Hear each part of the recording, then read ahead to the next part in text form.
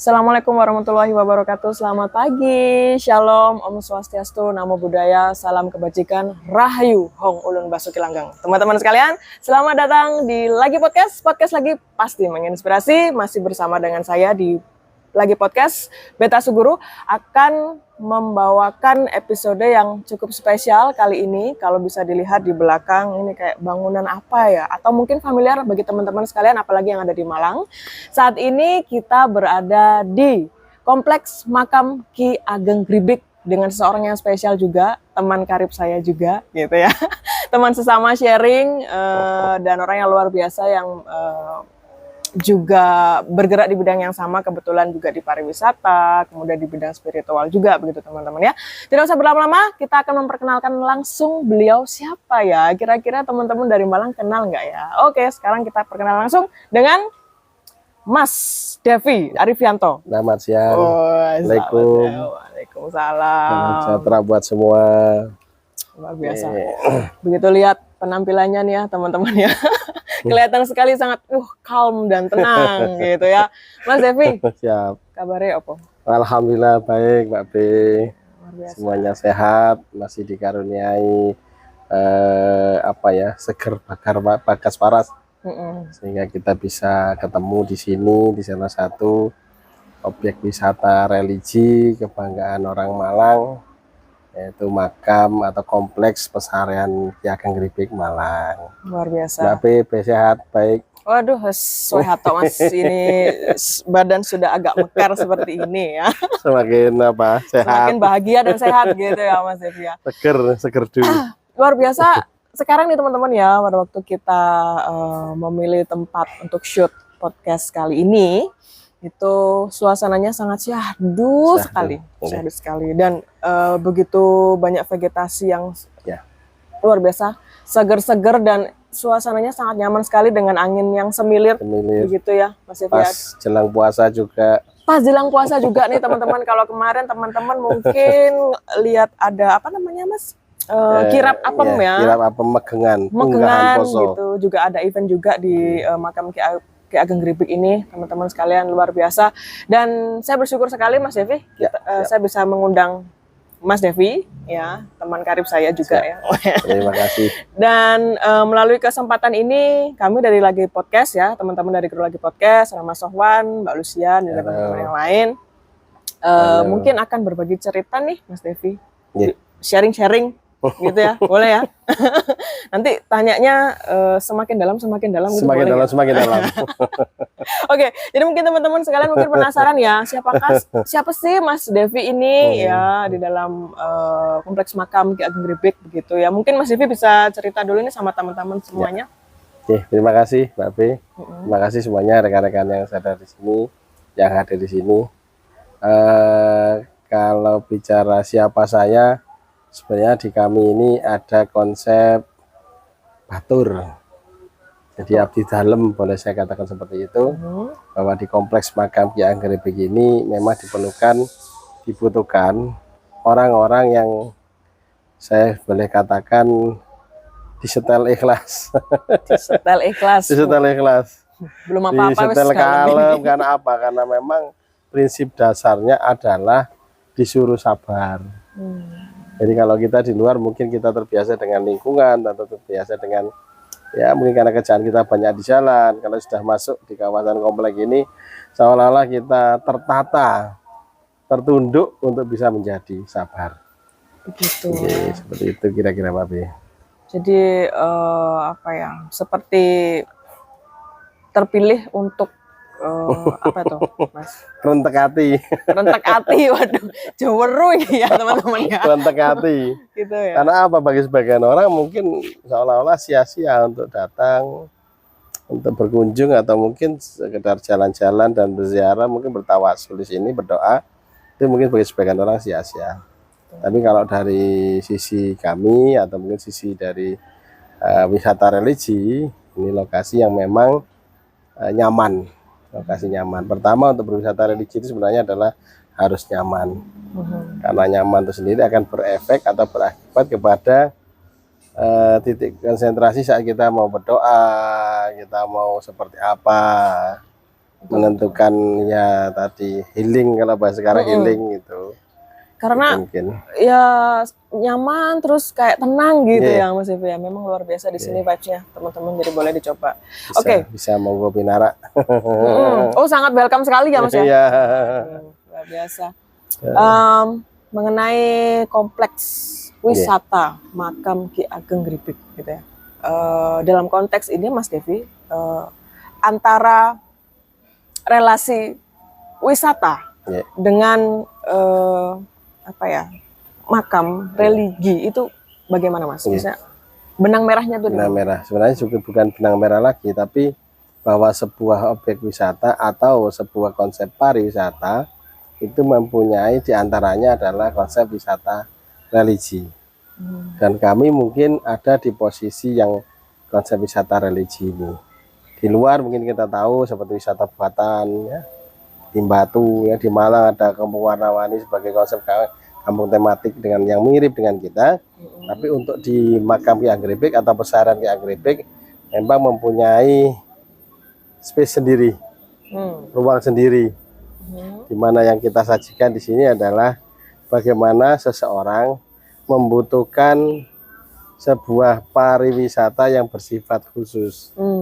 Khusus itu maksudnya ya bagaimana kita ngelerem sesuai dengan katanya kerentek tadi, bagaimana kita pulang dengan kondisi fresh, dan itu didukung banget dengan lingkungan yang sedang kita punya. Jadi seperti dari rimbun, Ya, hawa, itu pengaruh sekali. Kemudian dari segi ketenangan, meskipun kita ada posisi tengah kota, tapi insya Allah ini seperti deru mobil, jalan raya itu tidak sampai masuk ke kawasan kompleks. Betul. Jadi nggak ada suara dari jalan raya gitu sih teman-teman. Dan kadang-kadang juga ada suara apa? Kalau sekarang suara gareng ya Mas? Ya. Suara gareng, Gareng suara pung. burung juga. Terus kupu-kupu itu banyak banget. Yeah. Karena memang kalau kita mengingat lagi ya tujuan kita berwisata itu apa kan? Kan gitu kan ya? Kalau kita mengingat ya ketika kita datang ternyata kita mencapai tujuan itu. Tujuan wisata kita. Oke. Luar biasa. Karena di Malang ini ada beberapa banyak sih Mas ya. Apalagi kayak kampung-kampung tematik gitu ya teman-teman. Ya seperti yang kita tahu ya banyak lah sudah kayak Kampung Warna-Warni dan lain sebagainya. Apa sih yang membuat kompleks makam Ki Ageng Gripik ini berbeda dengan kampung-kampung tematik yang lain? Yes. Jadi kami bukannya berbeda Pak Pi, tapi memang mempunyai ciri khusus. Nanti kalau kita bilang beda panjang, banyak yang dijelaskan. Tapi kalau ciri khusus bahwa Malang itu tidak bisa terlepas dari sosok yang boleh dikatakan menginspirasi, atau kalau dibilang pendiri bukan, tapi menginspirasi atau boleh dikatakan tokoh yang bisa merubah suatu ciri khas atau warna dari sebuah peradaban atau kota itu sendiri. Dan di makam Ki Anggripik, pesaran Ki Anggripik, jejak peradaban-peradaban tersebut adalah jejak peradaban Islam, itu sudah ada dan sudah terlacak. Kalau menurut catatan itu terlacak di atau sejak dengan era-era 1530-an, 1540-an. Jadi kami masuk di sini ada jejak atau terlacak, itu ada tinggalan nisan, ada tinggalan kebiasaan, ada tinggalan lokasi yang merujuk bahwa nisan, tinggalan maupun lokasi ini adalah yang banyak dipakai oleh masyarakat atau peradaban pada masa-masa tahun 1500-1600-an tadi. Banyak contohnya, dan itu nanti kalau Bapak Ibu atau siapapun yang berkenan hadir di sini, wisata di sini akan nemu banyak cerita. Dan bahwa di kompleks makam Ki Anggripik ini sendiri, itu kalau saya bagi itu ada di 4 zaman yang berbeda. Oh ya? Ya. Wah menarik. Jadi 4 zaman. 4 zaman. Jadi era peradaban atau masuknya Islam dari peralihan kekuasaan Hindu Siwa ke Islam itu sendiri, kemudian Islam pada masa kekuasaan Mataram Islam sebagai sebuah imperium atau kerajaan besar. Kemudian berikutnya adalah era di mana masa-masa terjadi perang takhta. Saat itu di daerah Solo Jogja itu ada semacam perang takhta yang pada ujungnya itu kembali atau efeknya itu sampai di Kota Malang. Ada nisan atau makam yang merupakan peninggalan atau salah seorang senopati pada masa perang tersebut, peninggalan Mangkurat, era-era Mangkurat. Dan yang terakhir, ternyata di makam ini juga banyak atau ada makam bupati-bupati era kolonial. Bupati Jadi kita bupati pertama ya. Malang yang pertama, kedua, dan yang ketiga. Oke. Ini yang sedikit boleh dikatakan tanda tanya. Jadi sebegitu berangkainya masa tahun yang ada di makam Ki Anggrek ini. Betul. Panjang sekali ya. Itu bisa rentang ada kalau ratusan tahun ya. Kalau dari awal 1500-an itu kan berakhirnya Majapahit ya Mas ya. Kurang lebih seperti itu. Kemudian Islam masuk. Ya, begitu ya. Mataram Islam 1600 1700. Kemudian era Mangkurat tadi, perang takhta tadi adalah tahun 1600 sampai 1700 sekian. Tentu Suropati itu meninggal 1702 kalau nggak salah. Dilanjutkan era 1767 di mana Malang itu ada adipati yang tidak lama menjabat, terus kembali lagi ditarik oleh residen kolonial, diturunkanlah Stadblad atau keputusan SK Bupati Malang yang pertama, yang kebetulan makamnya dari belakang ini, Bupati Malang kedua, Bupati Malang ketiga. Termasuk sistem kepatian terakhir itu patenya disarikan juga di kompleks kita ini. Wedono-wedono yang banyak di kabupaten seperti Wedono Turen, Pakai Saji, Wedono Gondalegi, Wedono Tumpang, Wedono Batu, itu dimakamkan di sini semua. Oke. Jadi memang ada sangat beruntun ya. Iya, sangat sekali dari 4 masa tadi ya, benar. Berurutan. Wah, luar biasa. Mungkin teman-teman ini heran ya, ini acknowledge banget ya. Kalau dari sejarah gitu ya. Itu teman-teman sebenarnya Mas Devi ini ya, selain beliau itu banyak melakukan aktivitas di kompleks makam Ki Ageng Gribik, beliau ini pun juga adalah pelaku pariwisata sendiri. Pelaku pariwisata. Ya. Jadi nggak heran teman-teman ya, karena beliau itu juga adalah a part of Himpunan Pramuwisata Indonesia cabang Malang. Jadi dan beliau itu juga seorang pemandu wisata. Cendrawasih. Wes kayak bangga banget ya Mas Devi. Luar biasa Mas. Ini kalau kita bicara mengenai sejarah ya, sebenarnya ini sesuatu yang baru gitu ya, apalagi di Lagi Podcast gitu ya. Mungkin ini bisa jadi acknowledge buat teman-teman juga kayak harus kita itu. tuh paling tidak kan tahu gitu ya Mas ya. Bagaimana pergolakan di Malang. Betul. Apa dan bagaimana peradaban Malang dari sisi peradaban Islam, betul. peralihan peradaban Hindu ke Islam. Itu saya pribadi excited banget ya, karena sekali lagi kalau kita sudah mengenal ya siapa sih leluhur kita gitu ya, dan bagaimana sih penyebaran agama Islam pada waktu itu, sangar. Makanya nonton terus Lagi Podcast gitu teman-teman. Oke, mungkin ini ada ya sedikit pertanyaan yang sedikit lebih dalam gitu ya Mas Devi. Jadi menurut saya nih Mas Devi, untuk menjadi orang yang aktif dalam pemeliharaan kompleks makam ini gitu ya. Maksudnya yang terjun di dalamnya, yang tahu situasinya bagaimana, yang ikut membersihkan betul ya, yang ikut melestarikan, yang ikut menyebarkan berita baik ya. Maksudnya kayak kemarin itu kan salah satunya kayak ayo kita ikut dong kirap apem gitu kan ya. Sebenarnya apa sih fungsi dari kirap itu, dan beliau ini dengan begitu kalemnya itu menceritakan, juga ada beberapa wartawan juga ya teman-teman datang kayak ini loh maksudnya apem itu seperti ini, dari kata afwan ya Mas ya, pengampunan dan lain sebagainya. Menurut saya nih Mas, jikalau ada pilihan lain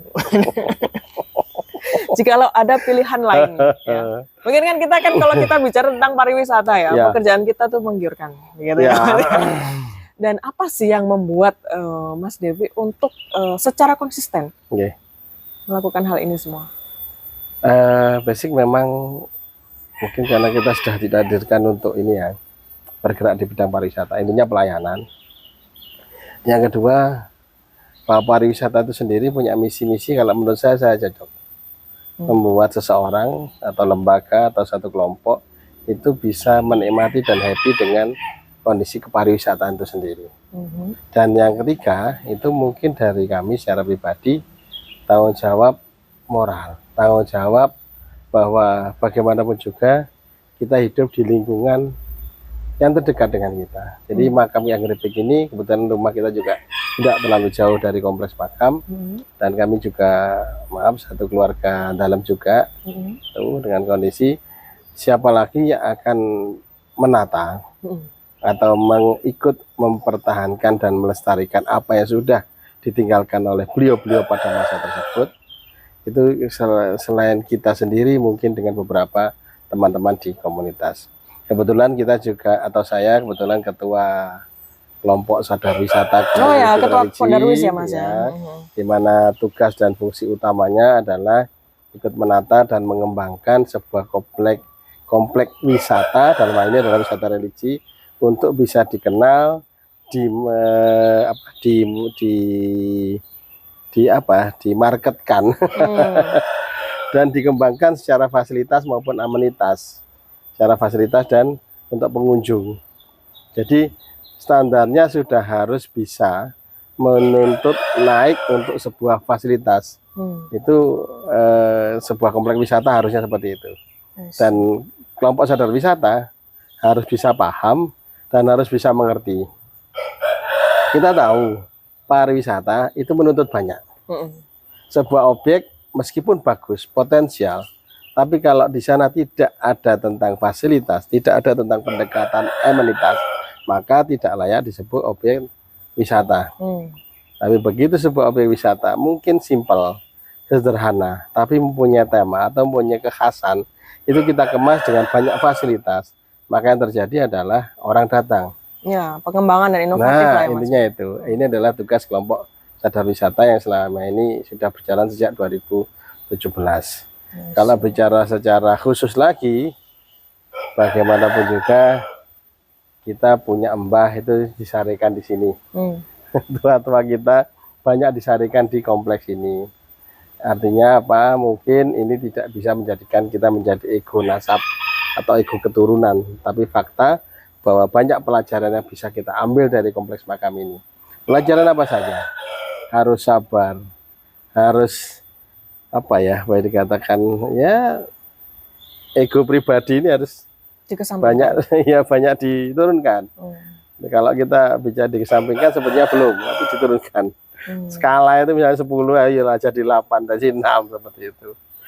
Dan ini juga yang mengibatkan kami bertahan terus, insya Allah ya, terus konsisten semampu, sak kuate, sak dayane, sak mampune, sak manggul-manggule kalau bahasa kita. Sak mampune gitu. Jadi kalau beta dari kesimpulan lagi, berarti itu dari apa ya?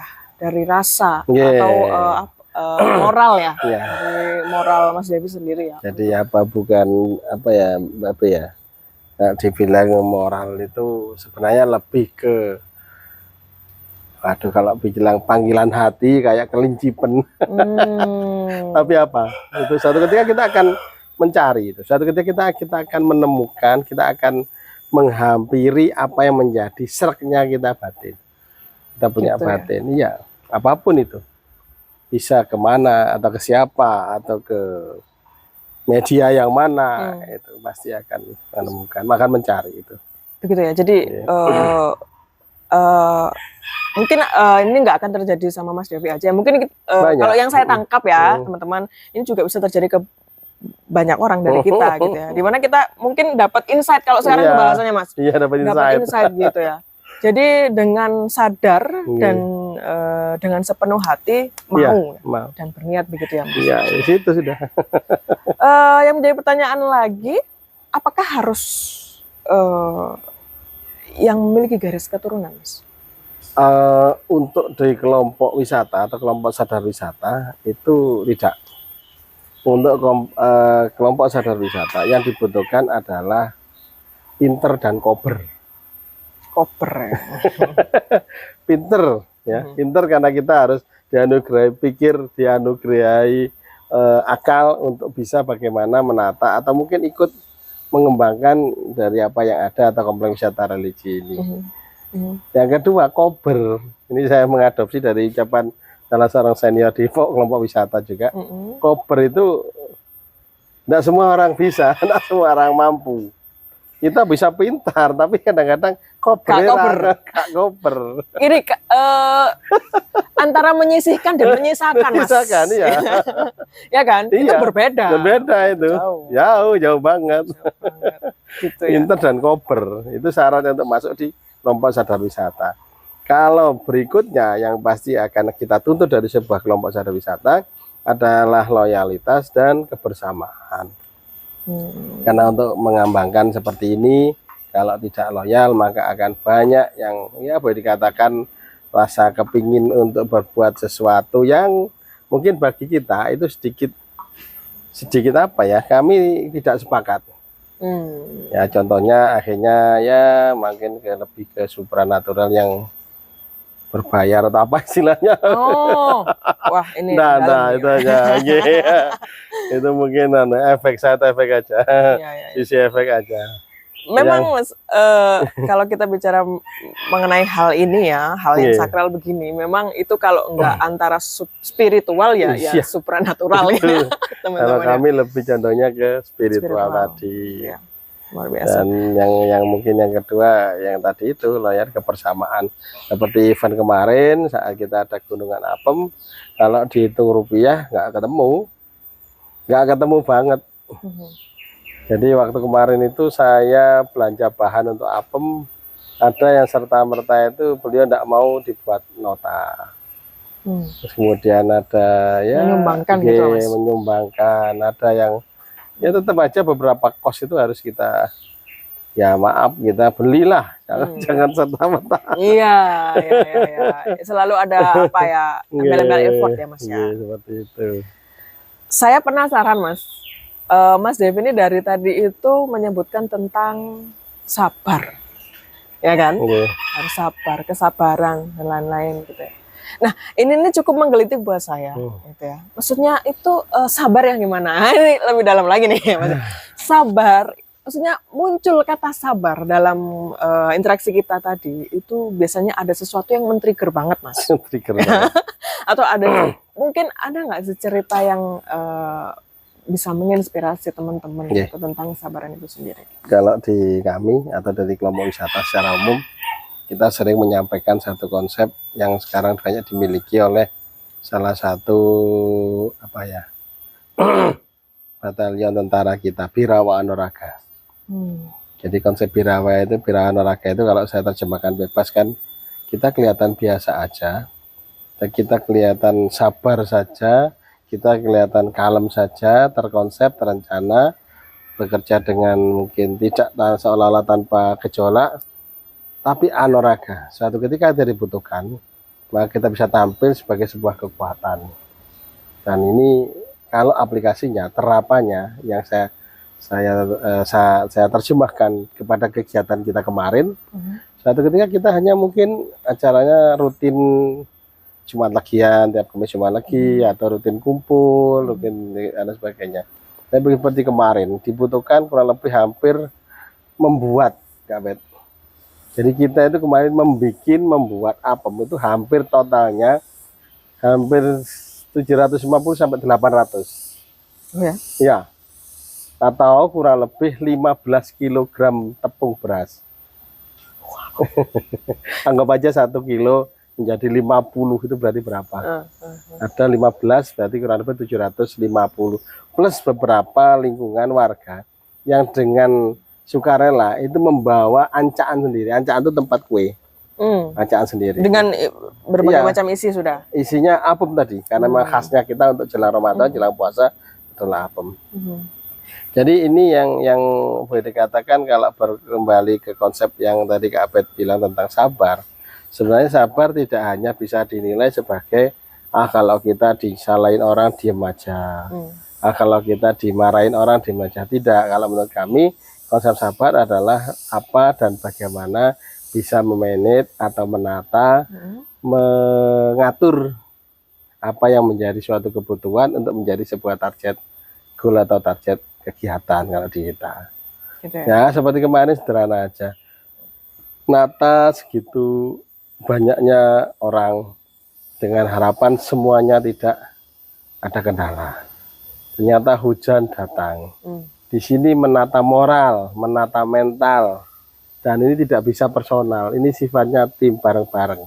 Saya dengar teman-teman berangkat tadi, berangkat sekarang, berangkat nanti tetap lumus. Berarti berangkat sekarang. Luar biasa banget. Kalau teman-teman lihat ya atau baca beritanya, itu tuh posisi pas lagi hujan, loh, teman-teman. Hujan, jadi bawa apem, gunungan apem itu yang sudah diplastikin gitu ya Mas ya. Dan mereka tuh ngarah apemnya tuh pas hujan-hujan. Serius, ini saya aja waktu kemarin nunggu tuh kayak, wah ini nunggu hujan, ini lama ya, jam berapa? Jam berapa kemarin? Jam 12? 12.30, 12.40 kita berangkat dari start. 12, dan itu 30. Belum hujan, tapi kalau bahasa kita masih perepet-perepet. Begitu sampai di titik kira-kira kurang 300 atau 500 meter, brus. Beneran itu bener-bener hujan sing. Wow, ya, langsung datang gitu ya. Itu aduh, airnya kayak ditumpahkan betul, gitu. Betul. Dari seolah-olah Tuhan Allah itu memberi kita iki lho rezekimu. Betul. Dan yang terjadi, saya menyambut sendiri di depan gerbang, teman-teman sangat luar biasa. Ya, mereka excited semuanya, dan cuman satu yang terlintas di benak saya. Kita mengerjakan gunungan hampir 2 hari. Kita menata, mengonsep. Kita berapat juga 2 kali. Dibutuhkan waktu, energi, dan maaf biaya. Dan itu semua swadaya.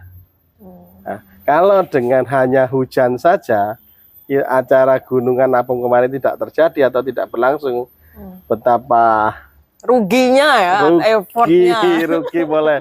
Tapi kalau dari kami, karena kami ya boleh dikatakan ya sepuhnya lah, kami ya harus menjaga mental atau moralnya teman-teman untuk tetap terus bertahan dan excited, sehingga hujan kayak apa, hujan tadi, hujan sekarang atau hujan nanti, berangkat gitu ya.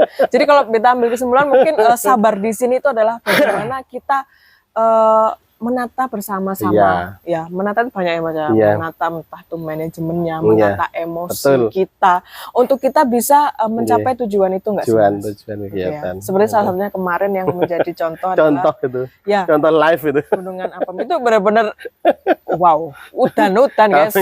Kami rapat pertama itu 22 Januari, kemudian dilanjutkan lagi tanggal 27 Februari karena terhalang pemilu kan itu. 27 Februari rapat, meskipun sedikit yang hadir, kita tetap ada keputusan, yaitu keputusan tentang apem, keputusan tentang gunungan, diameter gunungan, bentuk teknis dan sebagainya. Diulang lagi rapat terakhir tanggal 4 itu sudah kondisi matang, siap, dan bagaimana tentang rencanaan dan anggaran. Tinggal eksekusi tok gitu ya. Eksekusi, dan alhamdulillah saat kemarin kita untuk di tanggal 9, tanggal 8 sudah prepare well. Well prepared. Very well prepared. Kalau saya bisa bilangnya. Wah. Jadi sabar di sini teman-teman itu lebih ke luas banget artinya, wes tolong ramesono dhewe. Karena kalau sudah mulai penataan kita banyak loh. Dan itu kelompok ya Mas. Ya. Sekali lagi kelompok ya. Akhirnya sudah bukan diri kita sendiri. Kita bermainnya di situ. Jadi makanya kadang-kadang saya selalu ada penutup itu, sisihkan ego pribadi untuk sebuah perkembangan atau kemajuan. Itu kami jadikan tag untuk kegiatan, termasuk yang kemarin pun juga demikian. Singkirkan ego pribadi untuk sebuah perkembangan dan kemajuan. Karena kita punya kegiatan yang targetnya harus goal. Ya kemarin ya gunungan apem. Nanti ada lagi, karena kami 1 tahun itu ada beberapa 6 event kegiatan, Kak. Oh 6 kita plus 2 kali kegiatan HUT Kota Malang 1 April besok, dan HUT Kabupaten Malang itu tanggal 28 November. Tiap tanggal 28 November dan 1 April untuk Kota Malang. Selalu ada event-event. Gitu. Dan itu selalu itu digodok bareng gitu ya. Jauh-jauh hari sebelumnya rapat. Meskipun kita rapat pun juga ada sistem efisiensi yang mungkin bagi kita kadang-kadang apa ya, kita nggak mau bertele-tele. Ya sudah. Nang wis, konsep sabarnya adalah tadi itu. Kalau kita sudah mufakat, kita terikat dengan kesepakatan, ayo let's go. Ketika kita sudah mufakat itu Mas, mungkin ya ada saja satu atau dua Nggih. ya yang mungkin yang Pasti harus apa itu Ya, mengecilkan iya, egonya gitu ya. ada, Pasti ada ya Mas. ada, Ya? Kayak gitu. ada. Ada punya pengalaman Mas Devi dari Mas Devi sendiri. Ada. Dan antisipasinya adalah bagaimana kita bisa melegokan si beliau ini. Mau Pinar apa? Lanjut Mawon. Melegokan yang mungkin kebetulan sedang tidak pas atau srek gitu dengan situasi-situasi yang ada. Kami hanya minta legone hati pada beliaunya itu. Biasanya nih Mas ya, Yeah. kalau dalam komunitas ya kita ya kalau sama teman-teman gitu ya kan, kalau sudah kejadian terus kemudian ada kejadian yang apa gitu yang kurang baik lah, ya kurang srek lah, tidak sesuai rencana, terus akhirnya beberapa yang nah, kan mangkane kan Iya. mesti tak omong no. Ada ya Mas ya kejadian kayak gitu. Kami mangkane itu kalau di kami Kak Bet itu kalau bisa jangan sampai ada. Jadi sebagai ya gambaran aja kayak kemarin sebagainya. Ada beberapa pernik-pernik ya percak-percak yang harus kami hanya berpikir event sukses atau kita ngurusin pernik-pernik gitu. Dan kata-kata mangkane itu mungkin kalau toh bisa diucapkan itu adalah mungkin di sesama pengurus saja atau di lingkar sesepuh Internal ya. Nggih. Jangan sampai rekan, partner, tim, mungkin relasi atau mungkin saudara seorganisasi itu merasakan atau mungkin boleh dikatakan berefek sama mereka.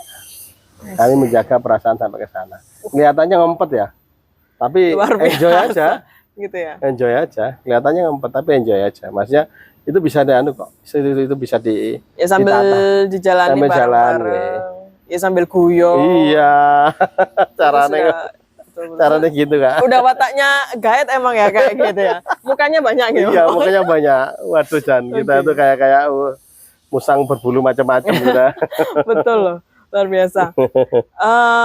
Ini konsep sabar yang paling mind blowing menurut saya dan Mungkin, saya yakin mungkin. juga untuk teman-teman sekalian di Lagi Podcast. Ada satu hal lagi nih Mas,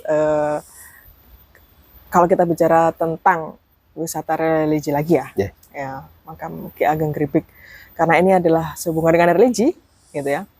Apa sih insight yang paling berkesan untuk seorang Mas Devi dalam ya kita belak-belakan aja. Iya. Kita kan bicara soal spiritual. Bisa belak-belakan? Ya, bisa kan? Bisa ini. dong. Jadi secara spiritual ya, yang mungkin tidak banyak orang bisa menerima informasi itu. Ya. Mungkin gitu Mas. Apa sih yang menjadi insight terbesar yang terjadi selama Mas Devi berkomitmen? Insight terbesar itu kalau dari wujud kalau dari bukan wujud tapi kalau dari tatanan atau situasi yang ada. Jadi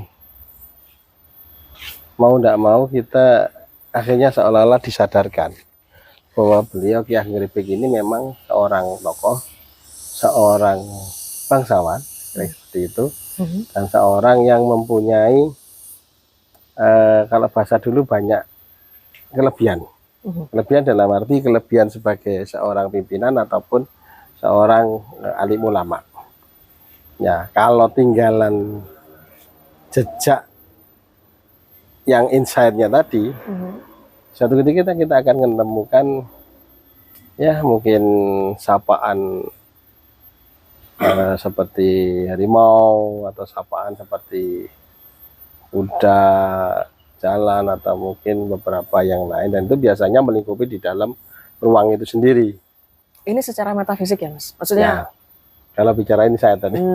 Kalau spiritualnya, yang sering kita sampaikan bahwa cara Jawane, cara Malangane nggak bisa dipaksa. Maaf, ya. Karena apa? Seperti kita menyelesaikan langgar, kita menyelesaikan jalan ini, menyelesaikan beberapa fasilitas untuk pengunjung lewat Pok Darwis.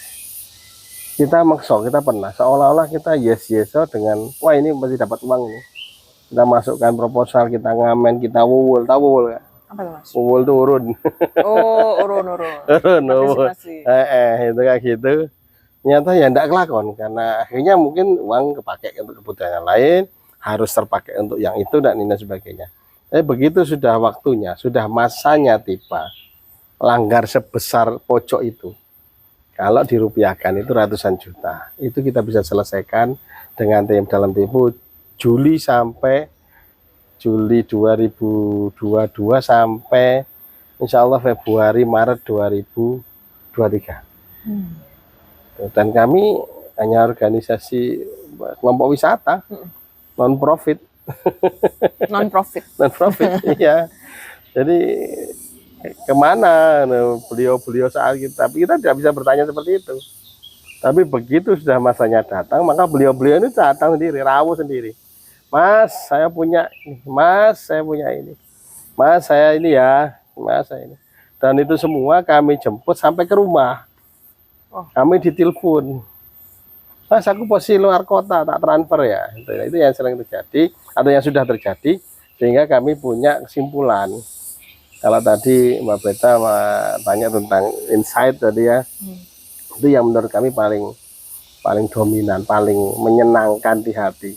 Jadi kita dikersani untuk ikut berproses untuk mendirikan sebuah tempat ibadah, ceki fasilitas untuk pengunjung berziarah.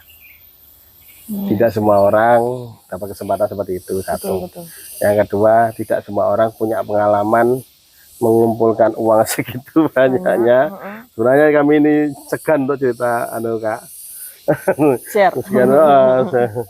Sekian banyak dengan tempo yang mungkin kita aja ngumpulin buat rumah kita enggak seperti itu. Boro-boro.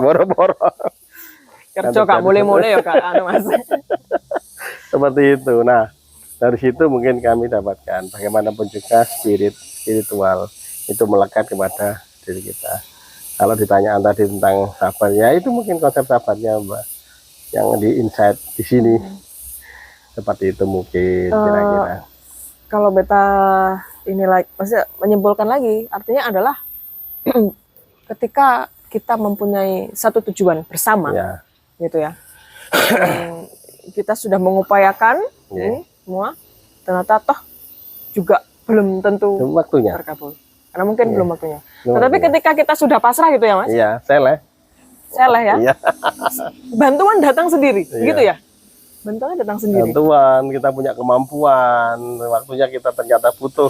Kok dilalah kita jobnya pas banyak. Dilalah tadi. Itu kebetulan yang luar biasa. Dapat nalangin. Kemudian besoknya tergantikan lagi, darurat ternyata ada, pas nggak darurat ya nggak ada. Benar-benar ini wow. Jadi nggak bisa dipikir secara rasional sini. Makanya sering menyampaikan kalau sudah masuk di tahapan di sini atau mungkin berkesempatan untuk ikut bantulah istilahnya. Rasional, irasional itu bisa datang waktu, bisa datang seketika, bisa datang nanti, bisa datang mungkin next kita tidak menyangka.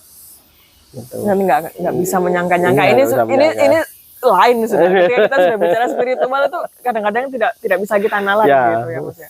Dan kita mungkin ya, menurut saya atau mungkin juga teman-teman sekalian ya Mas, ini bukan hanya soal komplek makam ini aja, betul kan?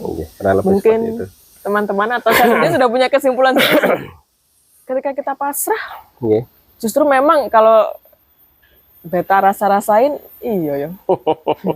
Lagi ini ngewayel, ya, obses, kadang-kadang tambah Melayu yang dipengen kan gitu ya Mas ya. Itu sebenarnya sangat-sangat gimana ya. Ini insight baru lagi teman-teman, luar biasa sekali. Mas, selain di sisi spiritual tadi ya, saya tertarik nih, nggak hanya saya, mungkin teman-teman yang lain nih, apalagi kalau yang hal-hal metafisik. Ada nggak sih kayak pengalaman ini di hal metafisik ya kita belak-belakan aja Mas ya, karena ini ya mungkin nggak semua orang bisa menerima ya, karena ini tidak bisa dibuktikan secara real ya. Mungkin ada nggak sih cerita dari Mas Devi? Ya kalau saya ingat itu namanya saya juga waktu itu juga tertidur lupa ingat. Lucu-lucuannya gini, saya ternyata saya ketiduran di lokasi dan saya sendiri banget. Saya ada di sini di kompleks ini. Saya sendirian banget, ternyata kurang lebih Saat saya terbangun itu kisaran jam 2 itu dini hari itu.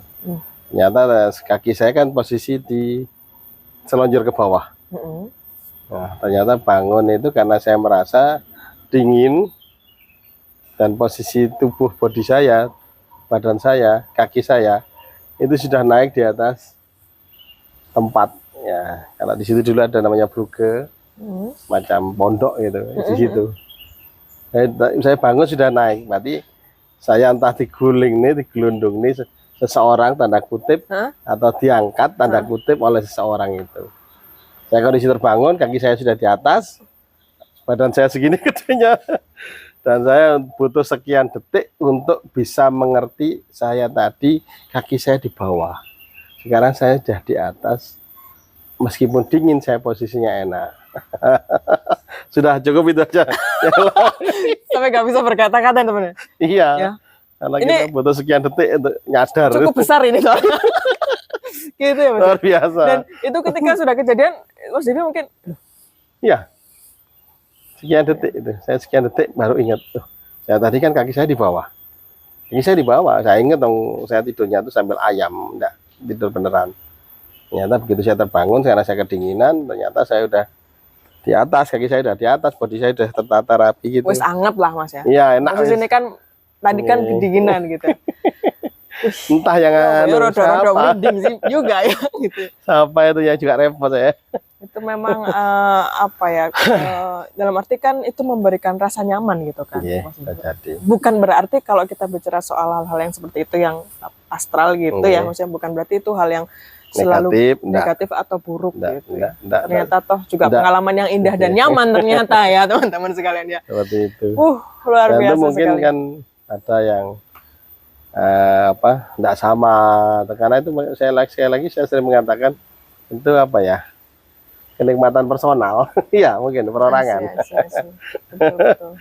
Ya tergantung orangnya Ya, juga. tergantung. Sudah lah, itu cukup. sudah.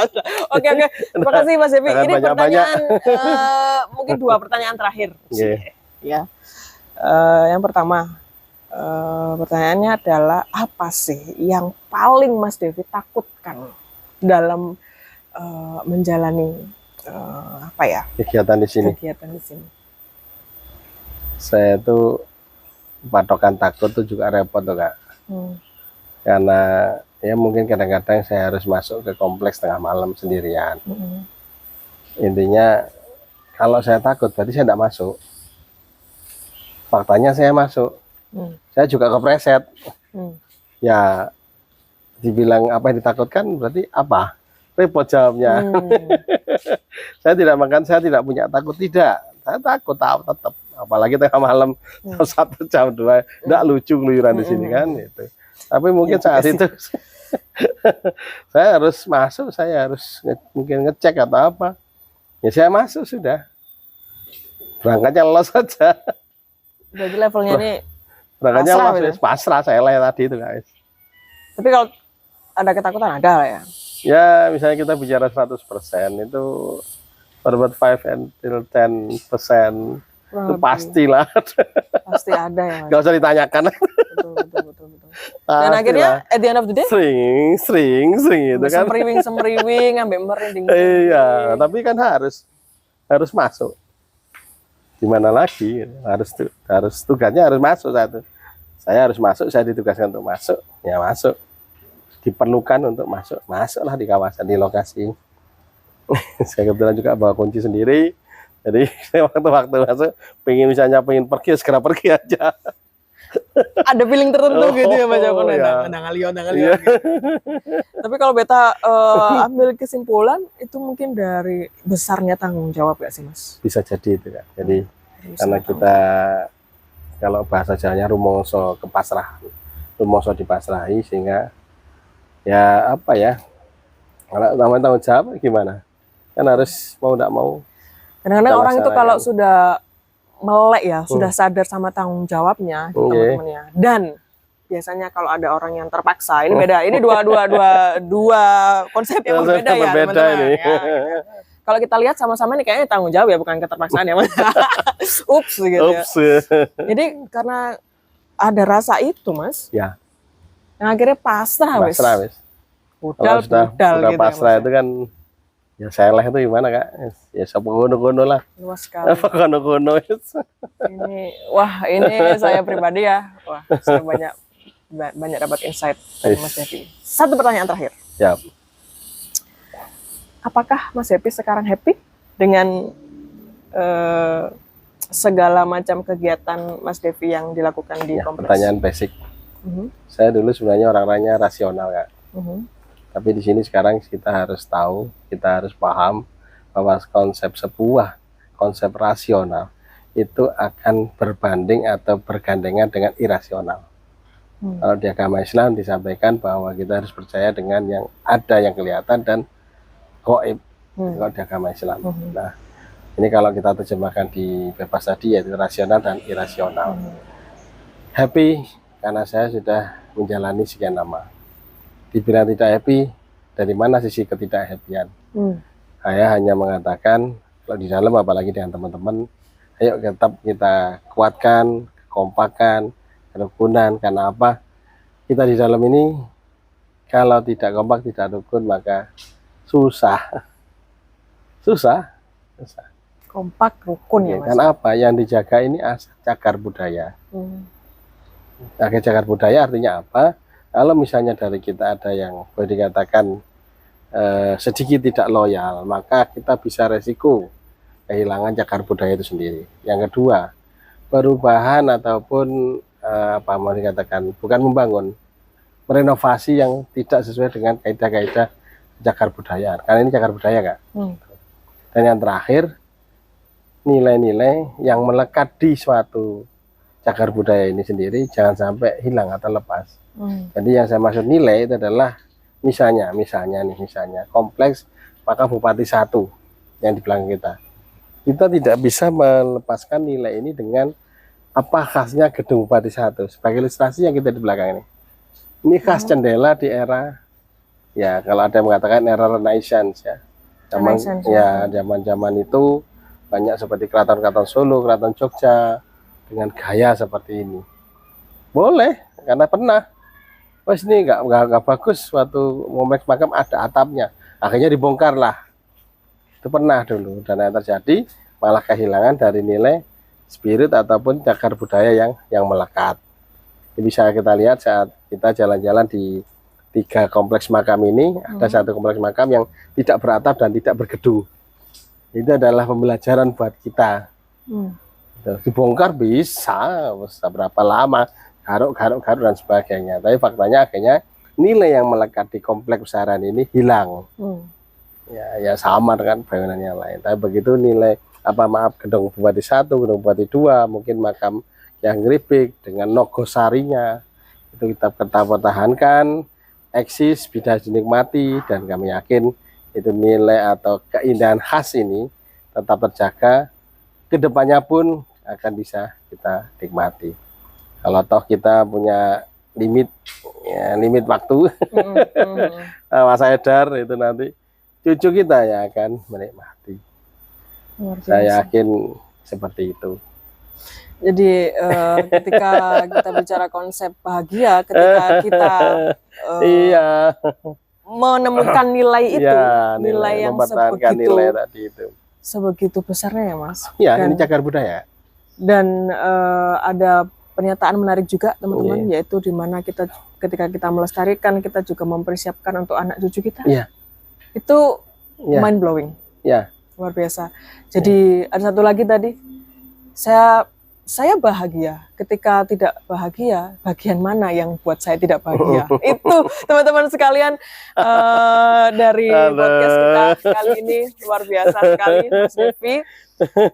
Saya pribadi sangat omong kosong Kak. No, it's not about bullshit ya. Ini bukan omong kosong sama sekali, teman-teman ya. Dengan dibantu dengan vibes tempat yang seperti ini dan topik pembicaraan kita yang sangat jelang Ramadan. Di jelang Ramadan ini, terima kasih sekali Mas Devi, sekali lagi saya dan juga teman-teman yang nonton ya, viewers kita pasti akan mendapatkan insight terbaru ya dan inspirasi terutama mengenai hidup. Ini kita ngobrolnya santai tapi jeru gitu ya. Apalagi tentang Sampai segitunya Kak ya. betul sampai segitunya. Saya sendiri dan pasti juga viewers pasti sudah bisa menarik hikmahnya ya dari apa yang telah mereka dengar. Oke. Dan terima kasih sekali Mas Devi atas kesempatan kali ini kita bisa ngobrol bareng, sharing bareng, kita ngomongin daging gitu ya. Dan terima kasih juga untuk teman-teman sekalian ya yang mau nonton ya podcast di Lagi Podcast, dan terutama juga untuk kru-kru kita nih ya. Ada kameramen, ada lighting, luar biasa semuanya, terima kasih sekali. Jangan lupa teman-teman sekalian untuk tetap nonton Lagi Podcast ya. Di episode kali ini ada Mas Devi di Kompleks Makam Ki Ageng Ribik, dan nantikan juga di Lagi Podcast untuk episode selanjutnya. Kalau penasaran tetap like, komen, subscribe, dan nyalakan pemberitahuannya terus. Terima kasih banyak, bye-bye. Mau terus di Lagi Podcast? Podcast lagi. Pasti bagi inspirasi.